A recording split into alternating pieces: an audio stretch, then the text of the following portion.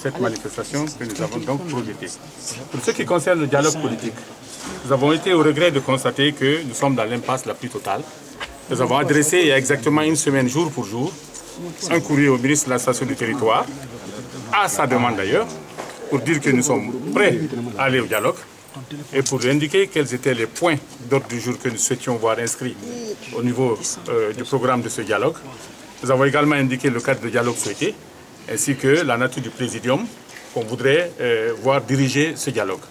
Mais depuis le 25 juillet dernier, nous n'avons absolument aucune réponse. Cela veut dire que par-delà les discours qui sont tenus dans les médias par la mouvance présidentielle, par ce gouvernement, il n'y a en réalité aucune volonté politique réelle d'aller à un dialogue avec l'opposition.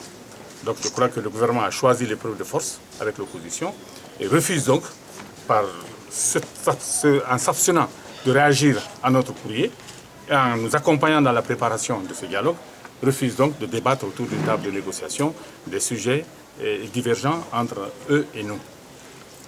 Le deuxième point de l'ordre du jour concerne donc les meetings. Nous avons décidé de précéder notre manifestation d'une série de meetings à travers la capitale Conakry. Nous avons fait des meetings à Bissiapor, à Lansanaya, à Bonfi, à Matoto, à Hafia, à Dixine.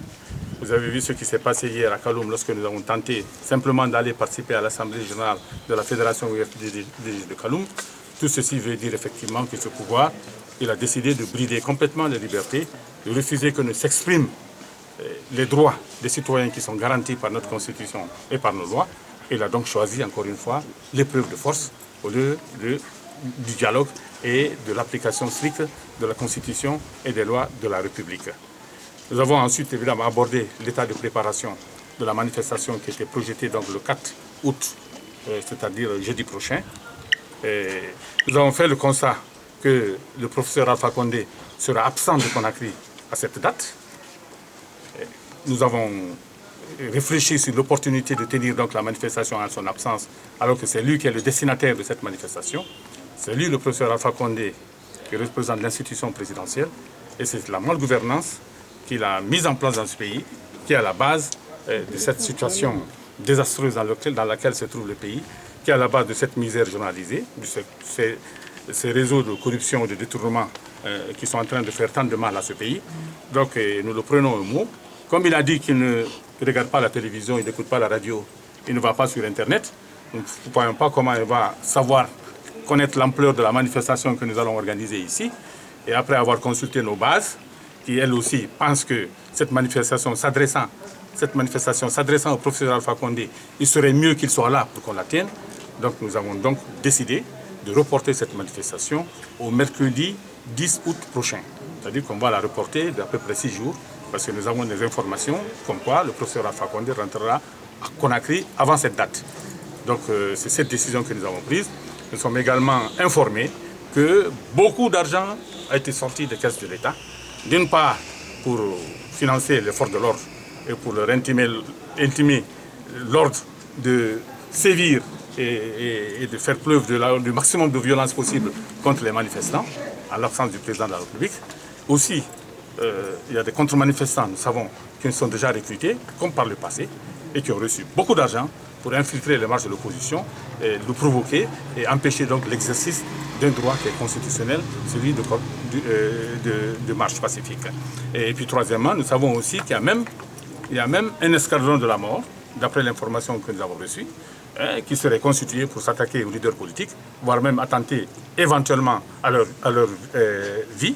Donc tout ceci nous renforce encore dans toute notre conviction que nous voulons que le professeur Alpha Condé assume effectivement tous les dérapages qui vont accompagner cette manifestation que nous voulons pacifique, mais apparemment que ce gouvernement ne veut pas voir se dérouler dans ce pays. Je ne sais pas dans quel pays on veut qu'on vive, un pays où on ne peut pas jurer des libertés consacrées par notre Constitution, un pays où on ne peut pas faire de meeting, un pays où on ne peut pas aller participer à l'Assemblée générale d'un parti politique, un pays au siège de ce parti, un pays où toutes les libertés sont bridées, même la société civile a été empêchée de manifester ici contre l'insécurité.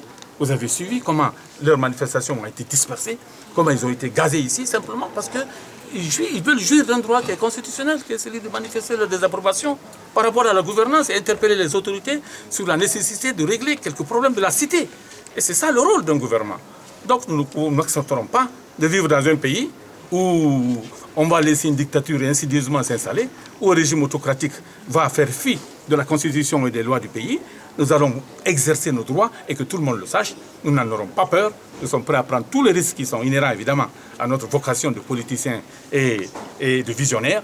Nous allons tout faire pour que nos manifestations puissent prospérer dans ce pays, pour que les Guinéens aient la possibilité de sortir dans les rues massivement et de mettre un terme à une gouvernance qui ne leur apporte actuellement que la misère généralisée, la division, l'insécurité, évidemment sur fond de corruption et de détournement. Les corruptions ont atteint des limites telles qu'aujourd'hui, une vraie nomenclatura et une vraie oligarchie se sont constituées dans ce pays et c'est eux qui sont en train de faire en sorte que la démocratie et ainsi que la bonne gouvernance ne puissent avoir droit de cité en République de Guinée. Merci beaucoup.